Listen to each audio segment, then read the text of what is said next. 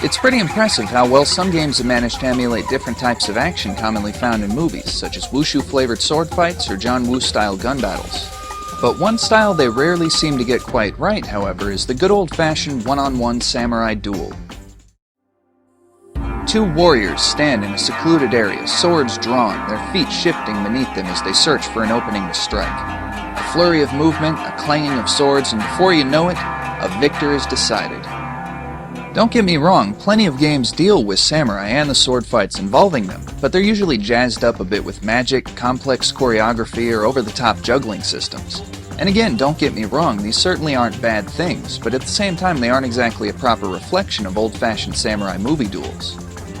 That style of action, unlike most others, is effective not because of an abundance of flashy movement, but rather because of the tension floating in the air as these characters face off, knowing that a single move could mean the difference between life and death. And it's mainly because of this feeling that I think so highly of Bushido Blade for the PS1, which was developed by a company called Lightweight and published by Squaresoft. Having come out in 1997, it was certainly unique compared to just about any fighting game that had come before it. It generally moves at an intentionally slow pace, it features no super moves or complex combos to memorize, and the action takes place in fully traversable 3D arenas, rather than 2D back and forth planes. But most importantly, it features no life bars whatsoever. Damage is all context sensitive. A swipe to an opponent's arm will render it unusable, while a hit to the legs will cause them to fall to the ground, forced into a crawl for the rest of the fight. A clean slash to either the head or the body, however, will end the fight instantly. This use of one-hit kills definitely helps make it one of the most potentially intense fighting games I've ever played, despite the relatively slow pace. The fact that a match could end within 5 seconds or be stretched out to an hour depending on the skill of those playing really helps keep you on your toes the entire time. The inclusion of a manual block button, however, helps keep the advantage on the side of experienced players rather than letting every win feel like just a matter of luck. Being a fighting game, the mode you'll likely indulge in most will be versus mode against a friend, but there's also a very interesting single-player story mode as well, with a few of its own individual features and rules. The story itself involves a shadowy organization of assassins called Kage, of which the 6 main characters are all a part. There's Tatsumi, the seemingly innocent student of the bunch, Red Shadow, probably the only Russian ninja you'll ever find in a game, Mikado, a former Japanese shrine maiden, Black Lotus, an honor-obsessed Irishman, Kanuki, a Japanese warrior seeking revenge, and Utsusemi, former dojo master for Kage. After choosing a character, you also get to pick from a selection of 8 weapons, which the characters all have different affinities for, sometimes resulting in unique character-specific moves. My favorite of these involves Utsusemi paired with the traditional katana, in which he turns his sword in a full circle before unleashing a quick series of attacks. This is actually a direct reference to the Sleepy Eyes of Death series of samurai films, in which the main character is known for a similar move, which he refers to as the Full Moon Cut. It's executed quite a bit slower in the films compared to the game, but it's still a very cool and unexpected reference to find regardless, especially for an old samurai film nut like myself. Either way, whichever character you choose, they'll find themselves on the run after trying to leave Kage, which it turns out is sort of a once you're in for life kind of club. You fight the rest of the characters, a string of boss battles, and the game is over. A pretty standard setup for a fighting game.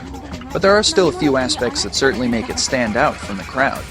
The first is the fact that the early fights in story mode aren't restricted to a single arena. Rather, you have the ability to run between several different ones, each with a different style of terrain. You start on a long road, cross over a wooden bridge, run through a thicket of bamboo trees, and even find yourself in a construction site. Add in things like visible damage on the characters as the fights go on, as well as interactive effects such as the ability to cut down the bamboo trees or the way the characters can actually get dirty by jumping into a mud pit, and you're looking at a pretty impressive level of detail for a 1997 PS1 game. Surprisingly, the game was edited for content when it made the leap overseas, but not in the way you might expect. The game was actually changed so that a splash of blood would erupt when scoring a kill hit, while the original Japanese version featured only a yellow flash. This makes it one of the only Japanese games I know of that was actually made more violent during the localization process, alongside more recent games like No More Heroes and Fist of the North Star. Anyway, the story mode also operates on a sort of honor system, which requires that you don't use dirty tactics to beat your opponents. If you happen to resort to these tactics, such as tossing dirt in your opponent's face, throwing projectiles at them, stabbing them on the ground, or attacking before they're ready, you'll be met with a game over screen, preventing you from seeing the ending. The story mode is also unique for a fighting game in that it features multiple endings for each character.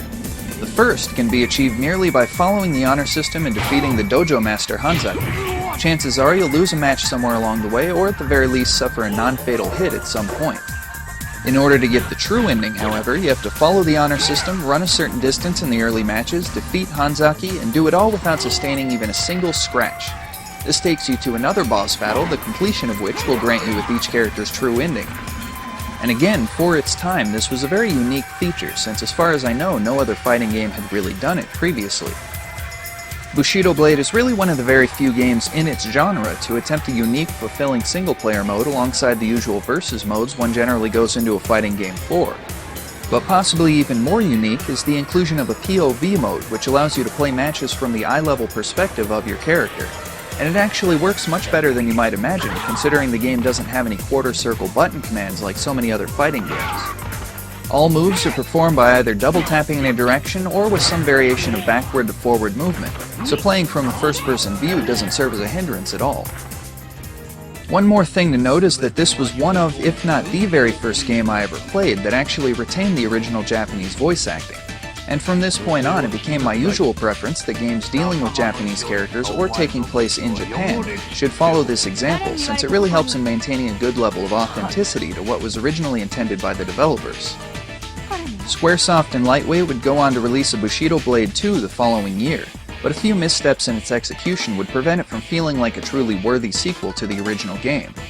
The story seems to disregard much of the original entirely, while the removal of the block button would make the gameplay feel a bit unbalanced, with most matches turning into a simple case of swinging your sword wildly and hoping to score a hit.